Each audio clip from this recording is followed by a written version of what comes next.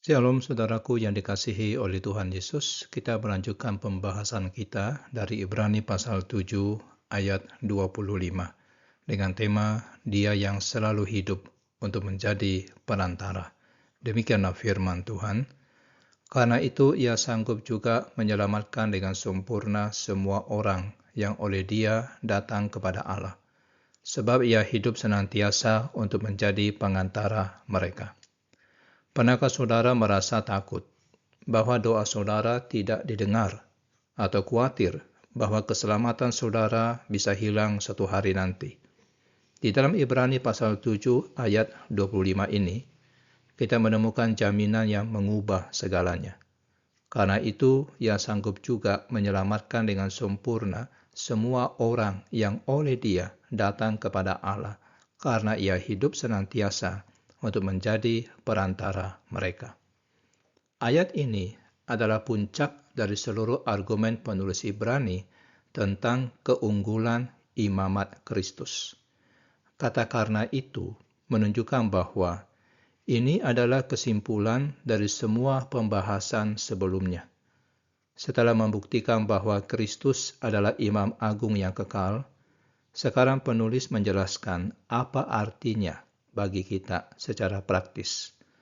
Kata sanggup di sini bukan hanya kemampuan biasa, tetapi kuasa yang tak terbatas. Kristus tidak hanya bisa menyelamatkan, tetapi ia benar-benar mampu melakukannya dengan sempurna. Berbeda dengan imam-imam Lewi yang terbatas kemampuannya, Kristus memiliki kuasa penuh untuk menyelamatkan. Yang menakjubkan adalah kata dengan sempurna.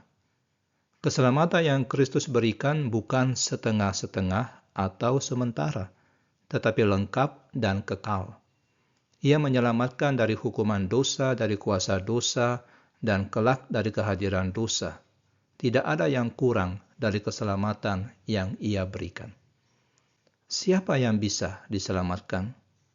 Dikatakan semua orang yang oleh Dia datang kepada Allah. Tidak ada batasan ras, status sosial, atau masa lalu. Syaratnya sederhana, datang kepada Allah melalui Kristus. Kata datang dalam bentuk terus-menerus menunjukkan bahwa ini bukan hanya sekali, tetapi gaya hidup yang terus-menerus mendekat kepada Allah. Alasan kenapa Kristus sanggup menyelamatkan dengan sempurna adalah karena Ia hidup senantiasa untuk menjadi perantara mereka. Kata kunci di sini adalah hidup senantiasa. Kristus tidak hanya hidup, tapi hidup secara aktif dan terus-menerus. Kematian tidak bisa menghentikan pelayanannya seperti imam-imam lainnya. Saudara, sebagai perantara yang hidup, Kristus terus bekerja untuk kita di hadapan Bapa. Ia tidak tidur, Ia tidak lelah, Ia tidak pernah absen. Setiap saat, setiap detik, Ia sedang menjadi perantara bagi kita. Pekerjaan perantaraannya bukan memohon kepada Bapa yang enggan, tapi mempersembahkan karya penebusannya sebagai dasar penerimaan kita. Kata mereka di sini membuat perantaraan ini personal. Kristus tidak berdoa secara umum, tapi untuk orang-orang tertentu, yaitu kita, yang datang kepada Allah melalui Dia.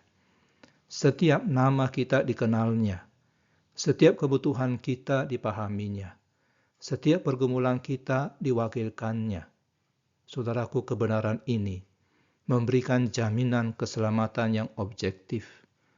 Keamanan keselamatan kita tidak bergantung pada kekuatan iman kita yang naik dan turun, tetapi pada kehidupan Kristus yang tidak pernah berubah.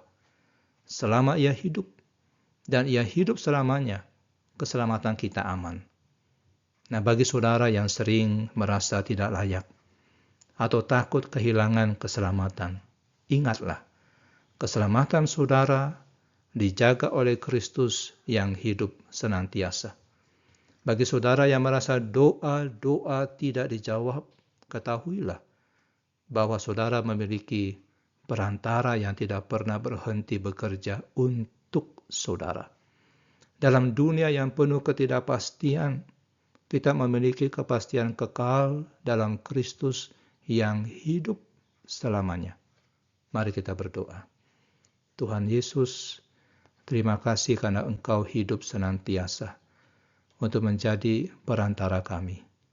Kami bersyukur bahwa keselamatan kami tidak bergantung pada kekuatan kami, tapi pada kehidupan-Mu yang kekal.